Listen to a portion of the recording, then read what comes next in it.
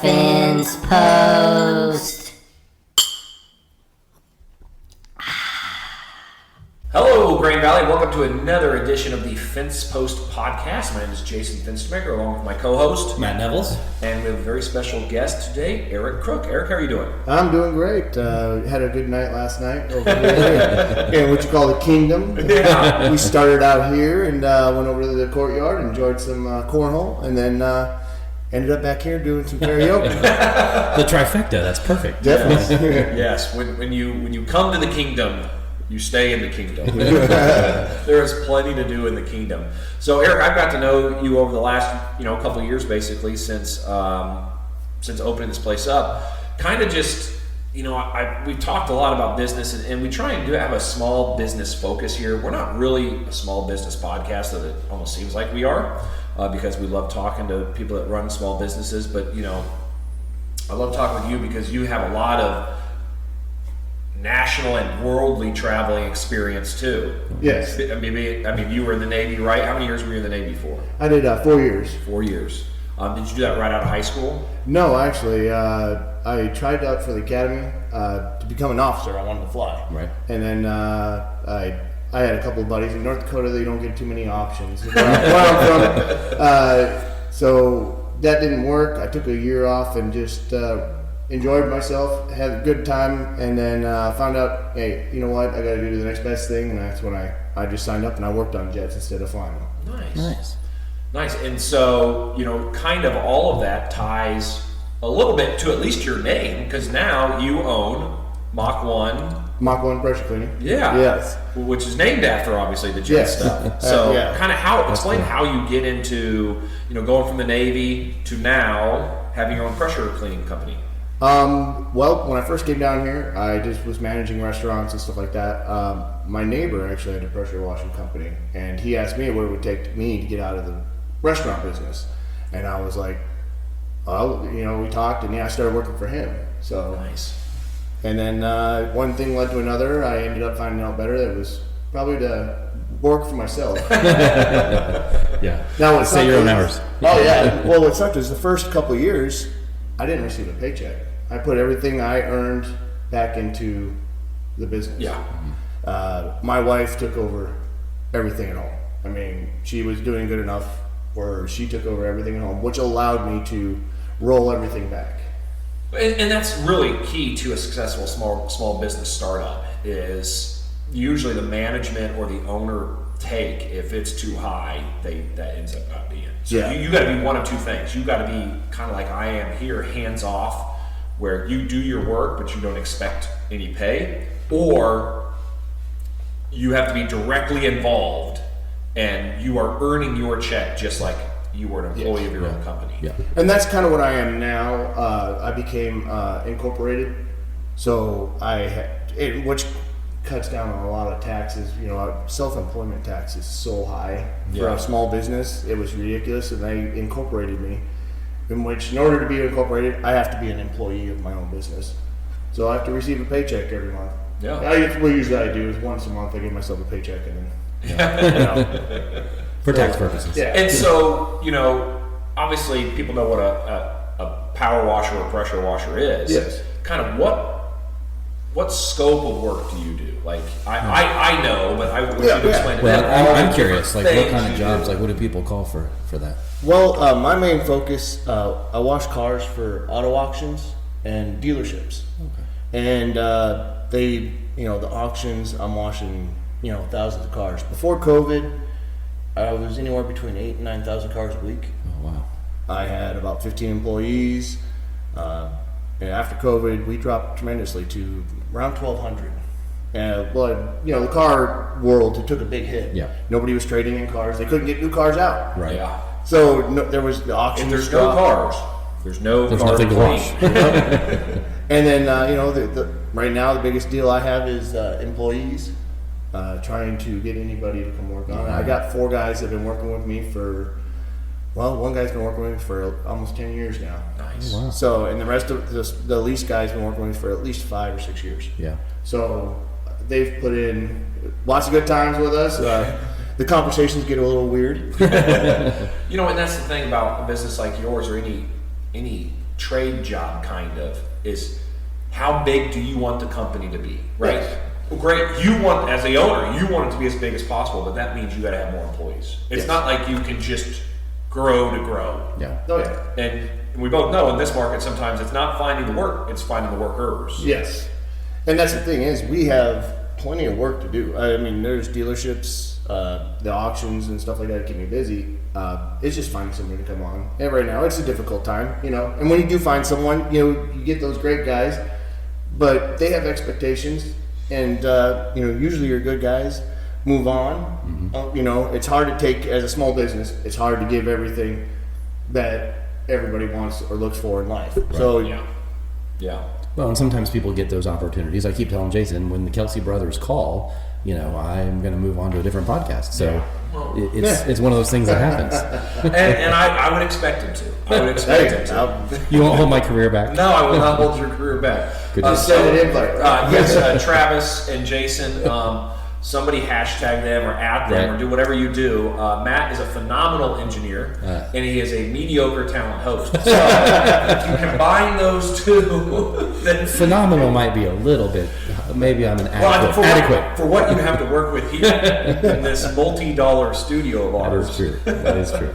And so, you know, I want to kind of get back to your Navy a little bit, just because people ask me if I have any regrets in life, and I try to live my life with no regrets. I mean, I do stupid stuff all the time that no I'm like, well, regrets. it was whatever. And the only regret I have is I didn't join the military. And I know some people are going to say, well, that's what a lot of people say, and it is true. But I, you know, my dad was in the Navy. We came from some Navy people, some Army people, stuff like that, and I wanted to serve, but I kind of was pushed in the direction of college, and so I'm trying to do my worldly traveling now. So just kind of talk about, you know, kind of your career in that Navy. You know, you were a mechanic on the airplanes and stuff like that. The jets, you said airplane. People probably get upset when I call it airplane. I corrected myself at least. I was like, you learn not to call it a boat; it's a ship. Yeah, exactly. Yes, and you don't drive a motorcycle; you ride all kinds of stuff. So where all did the Navy take you? Man, it was amazing. You know, I grew up in North Dakota mainly. The first place it took me was Great Lakes, right outside of Chicago, and then I went down to Pensacola, and I spent I don't know about it was 9 months there. And as soon as I got out of there, I went straight up to Washington, just north of Seattle, Whidbey Island. We're going to apologize for that train right now. If you hear anything right now, it is the official mascot of Green Valley City. The Kansas City Southern Railroad is coming through right now. And Traveling at average speed. Not Mach 1. No Mach 1. No Mach 1 for them. But it wouldn't be a good Green Valley podcast if the train didn't. If we didn't have the train too. Right. And you live on the north side of the town, so you don't have to worry about the train as much. No, but we do have the construction going on right now. That was still on a Sunday. It's a nightmare to get through. Yes, yeah. All right, so back to your travel through the Navy. So you're in the Great Lakes. You go down to Pensacola. Then I get stationed north of Seattle, Whidbey Island, just south of Vancouver on the west coast. Immediately I started going. I put me in a squadron. It was a training squadron. I got put on different carriers for that training squadron. So I got before I even was on my own carrier, I had already visited 3 different carriers. And then when I finally joined up with my squadron, I had already had so much experience on there, they just kept me in the shop. My official title is Aviation Electronics Technician.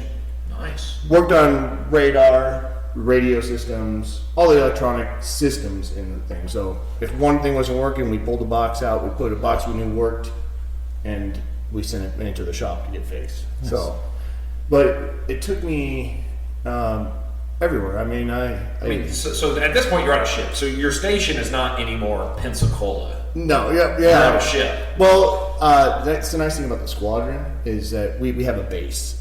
We don't live on the ship. Like, if you're part of a ship, like a carrier group, the ship guys, that's where their barracks are. That's where they stay. Unless the ship has to get worked on, that's where they live at. Okay. So whereas we get to go home, stay in barracks or stuff like that. So, but it was, you know, It was luxury. You had a Yes. luxury life.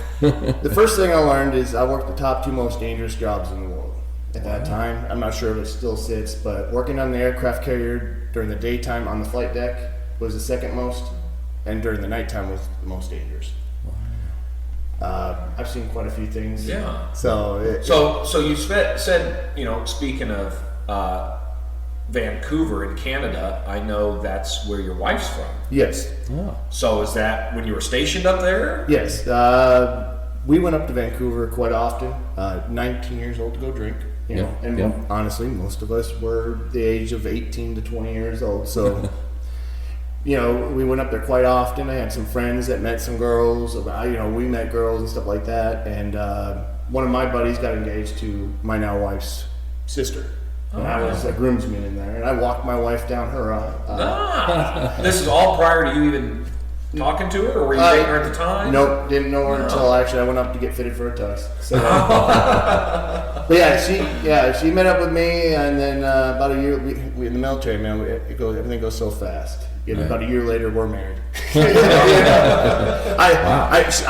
She was still a senior in high school, or like they in Canada they say grade 12 or something like that. They don't say seniors, but she wanted me to take her to her prom or graduation or whatever, and I said, yeah, okay, you know, it's fine with me. And about a month later, I got shipped off to war, so it didn't work. But that's when it sent me. We were there for Kosovo.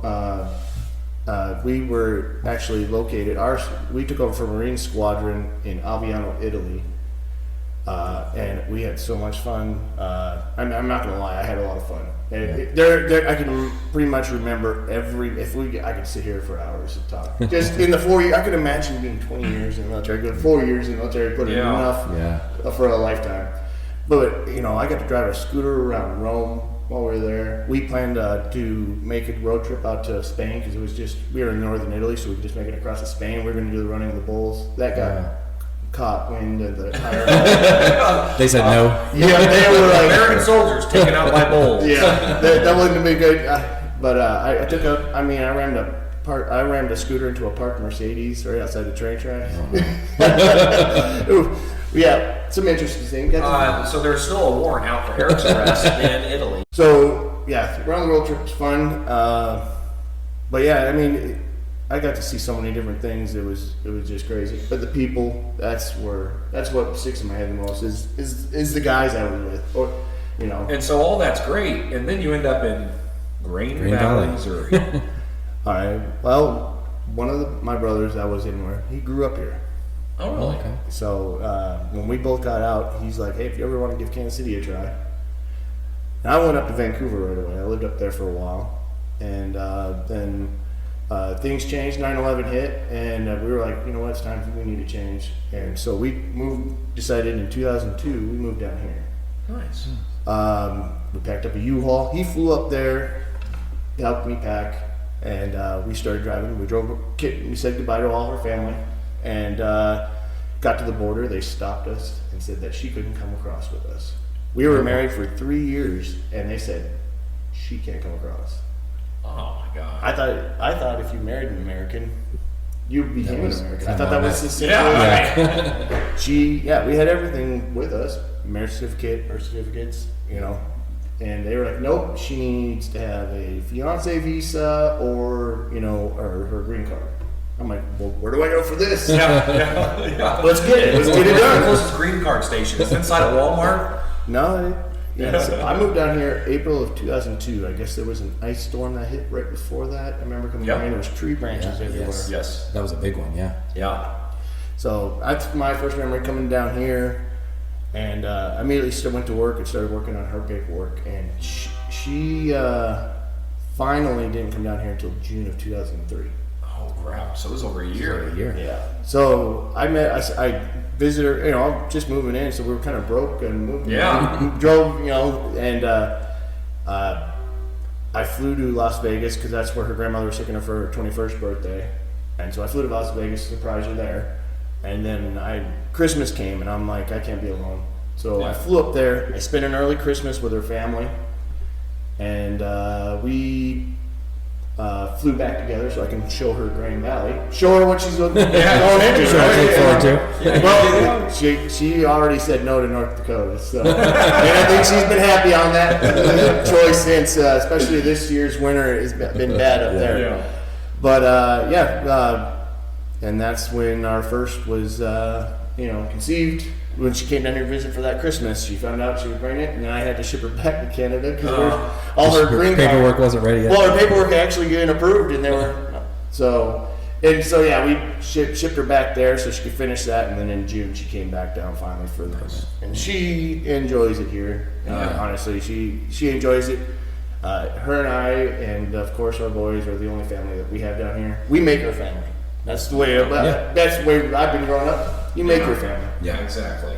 Exactly. Now, do your boys, do they have Canadian citizenship as well? No, they're born in Blue Springs. They have now. It wouldn't be hard for them to go get it or anything like that. But she still has it. She's been here since 2003, and she still has a green card. She won't. She doesn't. She's fine with just having a green card. She just renews it every 10 years. Yeah. So. Well, she's Canadian. Yeah. I love that. Yeah. But yeah, I mean, she pays taxes like the rest of us. She, the only thing she can't do, she can't vote. She doesn't have to serve jury duty. Well, I tell you what, that might be a good trade-off. Yeah. I think that is a good trade-off. So she has nothing to say whenever it Candidates comes on both sides of things. I choose no jury duty. Yeah. So yeah, she doesn't mind not having to vote. Just because. Yes. It's a big ordeal. She sees the mess up in Canada as well. Yeah. It's everywhere. Yeah. So and who does it affect most? Just us working class citizens. Oh, yeah. Exactly. The everyday people. Exactly. Well, Eric, I'm so happy to have you on. I know we've talked, for years now, and have got to know each other and become friends and stuff like that. So, if you, not only do you pressure wash cars, I know you do decks because you've done ours out there. Yeah, no, I do decks. So, do you concrete? Like if somebody calls and says, "How would you come pressure wash our house?" Yeah, as long as I have enough time. Usually, sometimes it's hard to get through and everything, but I usually try to get back with someone. Yeah.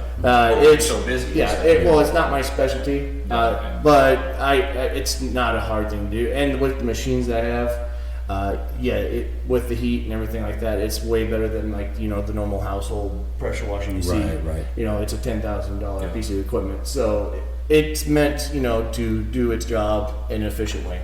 So. All right. Well, I believe the tape is telling us, and it's about multi-dollar studio, folks. Multi-dollar Multi-dollar studio. All right. Thank you very much for Matthew and me, Eric. Thank you very much, and Grain Valley. Have a wonderful day. Bye. The Fence Post.